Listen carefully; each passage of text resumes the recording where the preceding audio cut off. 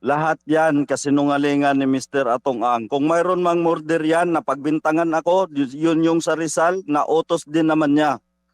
Kaya nga sabi ko sa kanya, parang kinasuhan mo, Mr. Atong Ang, yung sarili mo. At saka doon pa yan nagfile sa Mandaluyong dahil hawak nila yung Mandaluyong kasi yung ex-judge na chairman ng PCSO, yun ang naglalakad lahat ng mga kaso kaya ganun kalakas loob yan si Mr. Atong Ang. So, yung mga binanggit pong kaso kahapon, kung meron man po yun, dahil pa rin po yun sa mga utos sa inyo ni Mr. Ang noon, yun po ang sinasabi nyo? Yes sir, pero yes ma'am, pero yung robbery hindi po totoo yan. Gawa yung robbery na yan, yung time na yon, nandun ako sa Siniluan, nagpakain ako ng mga mahihirap doon.